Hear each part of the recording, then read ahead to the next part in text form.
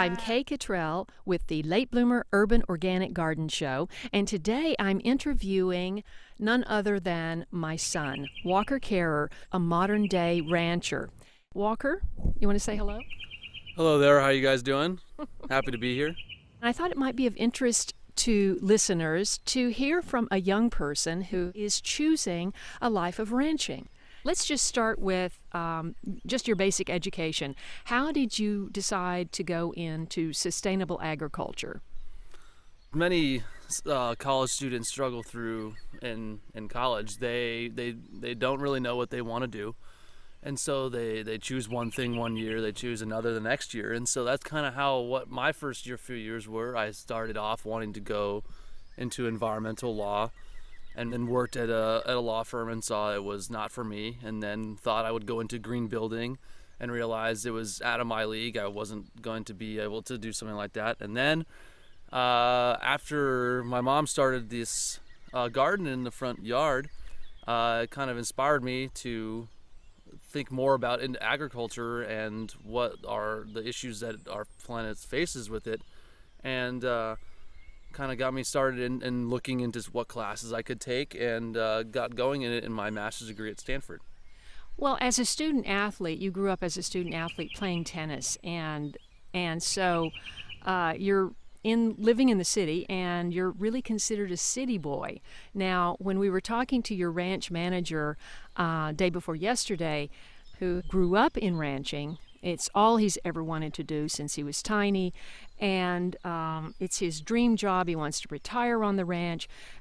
He referred to you as a city boy, and he said it's very unusual for city boys to come onto a ranch and find out how hard the work is and really embrace it. But for some reason, you've done that. Can you explain what's really appealed to you about it? Well, he's very right. I'm definitely a city boy. I grew up in LA and wasn't around ranching at all like he was. And so it's a part that the jobs I've worked over the summers, I've worked in offices, and it's always never appealed to me. I've always come into work and kind of can't wait to get out of there, no matter really what the job is, whether it's working in a law firm or working in marketing. None of it has really appealed to me. And so getting the opportunity to go outside and work at this ranch before I even knew what my job would be already seemed appealing. And then going out there and just being able to work hard and just put in a lot of effort. And it's kind of how I've always been with playing sports. It's what I've enjoyed doing most. And so if that's what my job can be, just working my butt off and putting all my maximum physical effort, then that's what's for me. Well, you referred to yourself as a modern-day rancher, meaning that you come to ranching with an undergraduate and a graduate degree from Stanford. So how are you able to use your education to put that to work in your job? Well, the things I studied, the education part at Stanford, it just prepared me well overall. There is not too much I learned there specifically that has prepared me for my job now. I am a sustainable agricultural apprentice for TomKat Ranch Educational Foundation. I didn't study native grasses, I didn't study ecology, I didn't study animal science, so I didn't have any of that knowledge coming in, but studying climate change, studying alternative energy has allowed me to embrace the different goals of the ranch in alternative energy and in trying to impact climate change through their grazing strategies. And so, in other words, anybody who has a degree or not, who embraces the ranching lifestyle, could be a rancher if they have the physical stamina and they enjoy it, right? You don't have to have an education. No, exactly. But in this day and age, as you mentioned, like as a modern day rancher, the reason that you must embrace education and new ways of ranching is because the old ways of burning grass to the ground and just leaving cows out there without moving them around at all is no longer will work. And so people need to be educated about the new ways of grazing in order to have ranching survive. Otherwise, there will not be any grass left for cows to graze, and people will find out that they cannot raise cattle on their land anymore, and they will have to go into something else. So being educated in general, like my education may not pertain exactly to what I'm doing, but education in this area, in this industry is very important these days, just because Like many other things, we need to change our strategies or else it'll die out. Right. Well, when you say die out, of course we have industrial agriculture, which provides the majority of food animals. We'll say they're growing food, which are animals. Do you feel like even in the year now that you've been at the ranch that there's more awareness and more appreciation for grass-fed and for sustainable cattle raising? Definitely. In my time there, I've gotten the opportunity to work at a couple farmers markets selling our beef. And you really get the sense that even though farmers markets are not able to reach a wide audience, you do gain new customers each week, and you can see the appreciation level rising for grass-fed and how interested people are in and how it's raised and what the cows are doing and the differences from that to industrial corn-fed beef and general animal agriculture. And so you can see that the interest is growing. It may not be as fast as people would like, but as I think as the interest keeps growing, it'll just catch on quickly if we're able to continue grazing the ways we are and we keep grass-fed more popular. What would you say to young people who don't know what they want to do, who do enjoy working outdoors? What would you say to encourage them to go into sustainable cattle ranching? Well, I mean, as we talked about earlier, it's not for everyone because it's a very strenuous job. I mean, there are a lot of days you do tasks that you don't want to. You gotta shovel horse manure, or you gotta pick up 120-pound hay bales and move around a whole bunch, and it's just stuff you gotta do. The ranching is all about what needs to get done. It's not about what you necessarily want to do that day and you're feeling like you want to do, but it's what has to get done no matter what else you feel. And so if you're one of those people who feels like they can roll with the punches and they doesn't really matter to them, they can be tired and they love getting sweaty and getting dirty and being with animals, and then it's for you. Because I didn't grow up with this at all, but being here in the last year, it's been exactly what I've wanted to do, and it's been a complete blast. Well, it's as much a surprise to me as anyone that you wound up doing this. I always wanted to instill a sense of environmentalism in you, but there are many ways to take that activism, and you chose to do it really boots on the ground, as they say. And how important is it? How critical is it? How urgent is it? Do you feel, as a young person, that we start proper animal husbandry of the prairie grassland that we have left? Well, I think it's very important. I mean, obviously, as I mentioned before, if we don't graze it in the correct way, we're going to continue to burn grass to the ground. And if you do that, it will not grow back for many years, if even at all. So if we continue to practice those methods, you'll see all over the place that we'll start losing grasslands left and right. It's not just that, though. It's been shown in a lot of studies, in McKinsey studies, and by a lot of people there's like 100 different strategies to mitigate climate change, but grassland management is one of the most prominent, and people don't realize because they think a new technology, like LED light bulbs or carbon capture and sequestration plants are what are needed, but simple strategies such as how we graze our grasslands can be very powerful in how we sequester and manage our carbon output. And so if we are able to graze grasses in that way, we'll be able to impact climate change, and that would be really big. Yeah. Do you talk to very many people who are concerned about climate change? I do. It's tough. I mean, there's obviously a lot of people out there that still have to earn a living, and I mean, when you're in college, you talk to a lot of kids who are interested in getting into that field and think it's important to impact there and get people to be educated about it and to really make a difference. But once you get out into the working world, you see that it's a big shift because they have to make a living. Then they're worried about their families and how they're going to put food on the table. So their primary concern can't be the climate. And a lot of people still care about it. And if you ask people on my ranch, it's still on the top of their list. But to them, raising their families, earning a living, and that's like their number one priority. So you got to be able to balance those. That's right. Walker, your friends that you went to college with and you were in a fraternity, what do they think about the path you chose? I would say a great deal of those guys were recruited to Goldman Sachs and other investment firms and that sort of thing, even going into medicine. What do you think they think about you working on a ranch and shoveling cow manure? Well, a lot of people are surprised. I mean, as you mentioned, a lot of people in these days are concerned with their starting salaries and concerned with the first job they get out of college, and so they go into finance and things that they think are going to look really good on their resumes, whether or not they want to do finance in their future. They want to make a big salary coming out of college, and so they all go to Goldman Sachs, they all go to big investment banks, JP Morgan, all those things in the city. And when I come back now and I tell people what I do, it's kind of twofold why they're surprised. It's surprised because most people just don't do that these days, especially when you get a degree from Stanford. They think you should go do something in the startup world, in a tech firm, or you should go into finance, something where you should be like doing something incredibly important or where like cutting edge science or making a lot of money.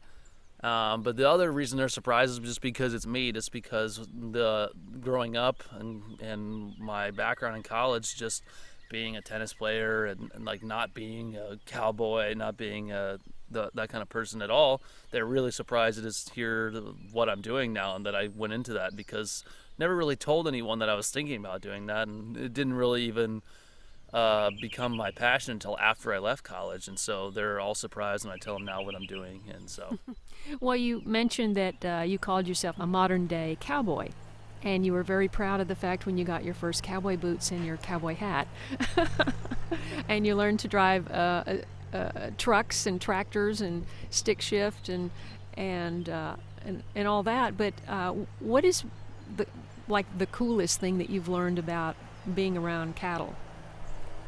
Well, the tractors and driving vehicles is definitely a really cool part. I mean, when you're growing up, and you just learn how to drive automatic, you realize how useful it is to know how to drive stick and how to drive different tractors that are also stick or just regular tractors that you don't need to shift.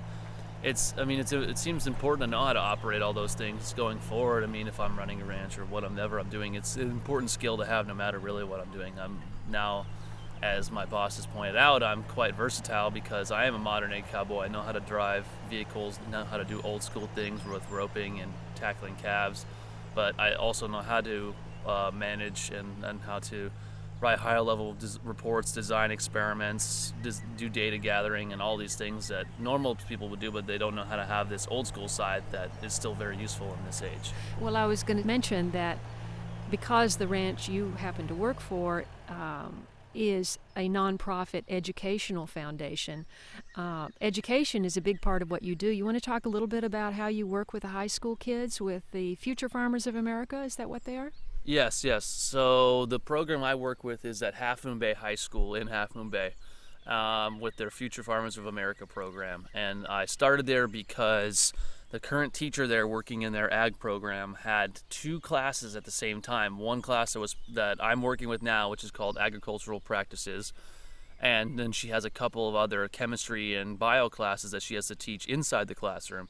And so she was not able to teach both classes at the same time because that's physically impossible for her to be inside teaching one class while being outside with another class doing outside projects, growing food, learning how to drive tractors, building things. So my job was to go up there and kind of relieve that and let her could focus on working on inside and allow the kids that are working outside to actually do things, because if she wasn't out there with them, they would not be able to get any work done. And so me being there twice a week on Tuesdays and Thursdays, we have been able to utilize their space because they have a great deal of space inside their greenhouse. They have a whole bunch of raised beds outside, and they have a bunch of space to take advantage of to at least host a group of small animals to raise until they get their big barn. And so my job has been to help that and help them complete projects that they want to do, help them to learn how to build chicken coops and how to grow vegetables and how to drive tractors and how to landscape and all those things that are very important to being a farmer in the future, and how to run books and just keep track of money and things like that. Well, what you're doing at your ranch is you're not growing any food crops other than grasses for your grazing management. So, where did you get the knowledge and the skill to help them with growing food crops in raised beds? And I mean, you really didn't grow up doing any carpentry work, so how did you know how to build a chicken house? So what I've been very lucky is that our ranch has a lot of very smart people that know a lot about their jobs. There's no redundancy in their positions there, and so what my bosses have allowed me to do is utilize people's skills to help me complete tasks at the high school. Things with growing vegetables, I've learned a little bit about that in college, and it's not rocket science, so it's kind of just been a little guesswork and hoping that it works out. And kind of combined with my knowledge from college, we've been able to grow things in the greenhouse, grow things in the raised beds, just from kind of planting seeds and kind of taking care of them, making sure that they're staying healthy and getting the water that they need. But on the bigger projects, such as the drip irrigation system and the beautiful chicken coops that we built, as well as rocking and weed barriering the whole area out there, things like that have taken the help of really, really awesome people at our ranch, such as people that know how to operate greenhouses and carpenters that build all of our infrastructure at the ranch. So I've been very lucky to be able to use those people's skills to help me complete those tasks. Oh, that's just sounds awesome. So this position you're at right now is not going to go on forever. It's an apprenticeship that you actually advocated for after an initial 3-month internship. You liked it so much, you decided you wanted to stay for a year and learn more. And so when you go on to your next steps, do you see yourself doing the same kind of thing? You've even talked about maybe owning your own ranch one day. Yes, as anyone wants to do with their next job, they don't want to move somewhere else and do the exact same thing. They kind of want to move up and gain a bit better title and do more important things. And to me, like, the title's not necessarily important, but what's important is to keep learning and doing new things, and so that I can eventually manage a ranch or own a ranch in my future. And that means more experience with animals, but also a higher level managing of grazing plans, working with certifications, working with other property managers to know how to just utilize a land and get what the owners want out of it, but also to get what we need out of it for our animals. And so all those things I'm looking for in the next step. And so it's all about just continuing moving on and being educated more, just because this area that I'm in, I didn't study this in college, and so I'm continuing to need more knowledge. Well, a rancher really is a farmer, because a rancher is growing cattle, either dairy cattle for milk, or they're growing beef cattle for human consumption, and chickens and so forth. And this is, of course, a sustainable ranch, but it's really no different what you're doing. I mean, you're really a farmer is what I guess I'm trying to say. You are a farmer. It's just that you are farming on a ranch, and what you're growing is food for your animals, which are destined to be for human consumption. So what would you say is the greatest challenge to first of all, you got to have a lot of fields, a lot of areas that cattle can graze. So you got to have space. And one thing Barefoot Farmer was telling me in my interview with him was today that the cost of land is higher than what you can actually make off of it in terms of what you can sell food for, animals or food crops. And that wealthy people in large part own a lot of this farmland and ranch land, and it's up to young people to learn to farm properly or learn to ranch properly, so that you can go and be of service to these people who own these big tracts of land that still have fertile soil on them. So do you consider yourself a farmer? Yes, I do. Obviously, in our world, ranching and farming seems to be two different things. And when you're a rancher, it designates you as working with livestock, and farmers are more considered with crops. But we're definitely farmers in that we are grass farmers, because we are grass-fed beef, so we need to be able to feed our animals grass. And so we have to take care of our animals, but we won't have animals if we don't have grass. And so we have to figure out how to keep our grass going And that's through our different grazing strategies, through our rotational grazing, and that when we move our animals super quickly, do the grass, that it grows back stronger and more nutritious, and you get more out of the land each year. I mean, you build up your organic matter, you build up your carbon in the soil, and your grass is going to become thicker, and each year it's going to just come back even nicer and even more nutritious. You can put a few more animals on it each year, and you can get more out of it. And like you talked about with the landowners, we are able to provide a service for them. But if the goal of our ranch is to again educate people, so and besides just educating kids, it's educating other ranchers, other farmers. So if we're able to show through our methods that we're able to gain stronger grass, get higher yields on our beef, and in the process make money, then that's what's most important to normal ranchers that don't have a lot of funds. They need to make a profit. They can't afford to make a loss, so they're not going to adopt new strategies unless they are proven to work. And many people may or may not know that a cow only eats a certain part of the grass. If the grass is too tall, what they can access at the bottom is pure cellulose, and that's of no use to them, correct? Correct. So in a lot of places where grass may grow too fast, such as Hawaii or more temperate climates, the grass will grow too tall and you have to mow it because they will only eat the nutrition at the top of the grass. And so if the grass is 7 feet tall, that is much taller than they can reach, and they won't eat that part, and that's not healthy for them. So it's always about keeping a balance and moderation. To wrap this up, I just wanted you to share, it was kind of a funny story you told me about. This is calving season, and you had 2 new interns on the ranch, and they were responsible to move the cows. You have to move the cows every day or 2 or 3, right? And can you tell me what happened when they moved the cows? Yeah, so it was our 2 more experienced workers there that have been there for a little while and know how to deal with cattle. They moved our herd only about a week into calving season, when we had about 6 or 7 calves, something like that. And before they moved them up a long, windy road up to their next field, they did not count all the calves and make sure they had all of them. And so what happened when we checked on them the next day, as we normally do, is we noticed a couple moms sitting at the gate looking down the road as if they were missing a calf, as they were looking for it, but couldn't get down there because the road was blocked by our gate. So I decided to call our boss and let him know, and he concurred that they probably were left down there. So we started scouring the field down below, and lo and behold, we found the calf just on the other side of the fence, just kind of chilling there. And it was a tense situation because this stuff is all very new to me. But without its mom there and any other cattle, if we wake it up and scare it, it's gonna take off. And this one, we managed to get close enough, but it saw us and took off. But we didn't chase it, and we managed to get it to sit down again.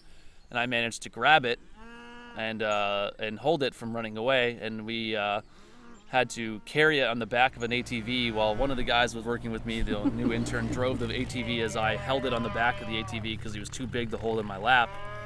And so we took him all the way up there and back to his mom, dropped him off, make sure he connected with his mom again, and we had to go back down to the previous field and find the other calf that we believed was missing. Which I think was only a day or 2 old, right? The second one we found was only about a day or 2 old, and so she was pretty weak because she had only had her mom for a few hours before she was left, and they were left for about a day on their own. So we found this calf, and this calf was small enough for me to put on my lap, and we drove her up there. But at that point, we'd gotten up there. The mom had broken through the fence to try and find its calf, and went down to where we had picked it up from. So I held the calf in my lap up in the field until the other guys could go and bring up the mom back up to the field and reconnect it with its calf. And this whole ordeal took like 4 hours and was pretty stressful, but it was a pretty rewarding experience. When you saw them all back together.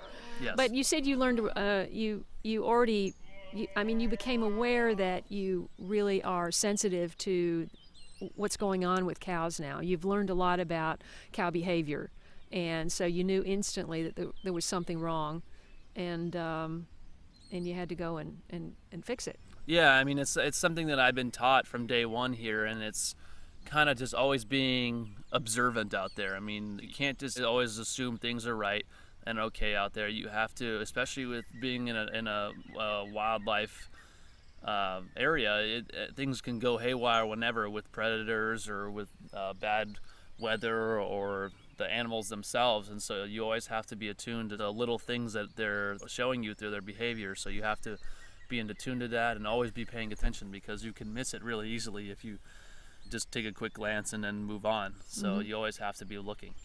Well, this has been a real pleasure, and I thank you so much for your time. And if our audiences are interested, we'll check back in with you and see where you wind up in about 6 months. You'll be at a completely different in a completely different situation, and you might have more to offer young people in terms of getting them excited about growing food or growing animals for food. Exactly. I would be very excited for the future and what the future holds and the future of this industry. Thanks a lot. You're welcome. Thank you.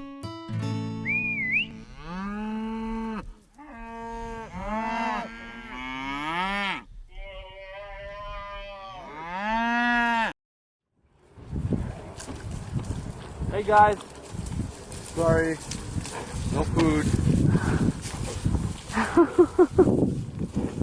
No, we're just here to check you out.